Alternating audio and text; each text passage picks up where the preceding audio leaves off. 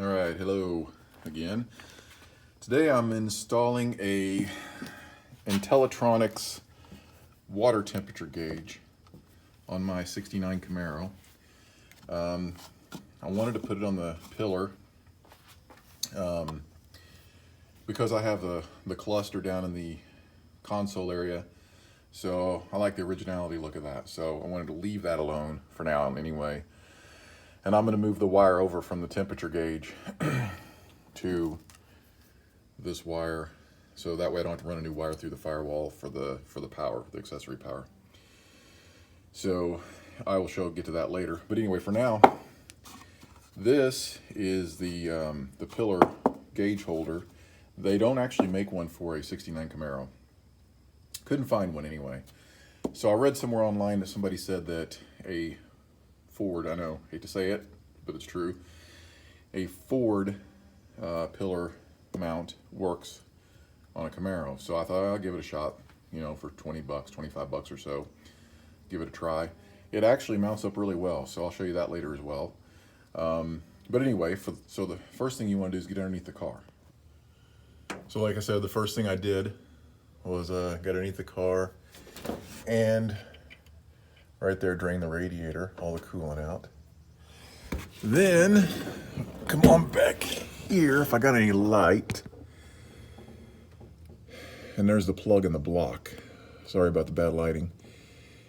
And I'm gonna pull that plug and drain the coolant from the driver's side of the block. So after you get your block drained, the next thing you wanna do is take your new sending unit right there and put it in the head. Right there behind the header on the driver's side, first header. I want to say that's 1.3. I'm not sure on that. But anyway, you can see where it's at. So put the new sending unit in. If you have one in there already, they recommend going ahead and putting the new one in. So that's why I went through the trouble of draining it. I wanted to work correctly, give me the correct temperature. So I'm gonna go ahead and put the new one in. It's not that big a deal to drain and refill. Okay, so I don't claim to be any kind of electronics wiring guru, but this is actually pretty simple. So here's my gauge in the pod. So it pushes down in there, just press fits. So no biggie. So I'm gonna add some connectors to the end of each one of these, so if I ever want to take the gauge off, I can just push and pull them out. So we'll do that now. All right, so here it is with my connectors on. Push the wires up in there, so if I ever want to disconnect the gauge, I can just pull all 4 wires and pull the gauge off without having to clip any wires. So I'll run my water temp sender wire first, and then I'll see how that fits up. And if you ever, I love these crimpers. They make a nice crimp on the wire. So super easy. 16 gauge wire ran from right there, my pillar is, of course, right down through the side of the dash here. You can see it. I'm gonna stuff it in there a little more. Under the dash, out the firewall. Bring the wire back up here to the head, to the sensor. You can see I put a protective sleeve on it for the heat, protect the wire. So that's all hooked up. All I gotta do is put my gauge in to test it out. And we'll be able to test that out. So moving on to the next one. Okay, now I've got the switched ignition source run right there down to the fuse box. So make sure it's a switched. Done running the wiring.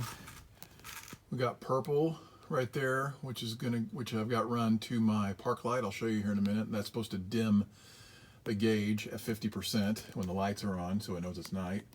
And then I've got my ground run, which is the other black. I had to label it purple because I only had black 16 gauge wire. Then my other one right there is my ground. And I haven't hooked it up yet, but I will here in a minute. Hook up is right there, piggybacked off the park light, so it'll dim when the headlights come on. and the ground. I don't know if you can see it or not.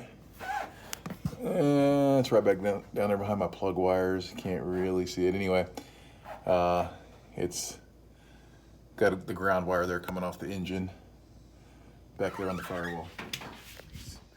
On the connections, added some 3M tape to the back side of the pod, and I'm going to stick it down and hook it up. And here it is all mounted up. Final product mounted.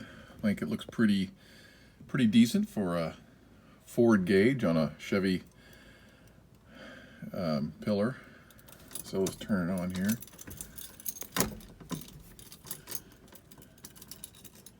Yeah, hang on a minute, got the wrong key in there.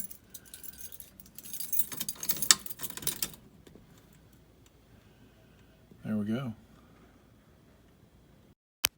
Perfect. That's it. No biggie. So super simple.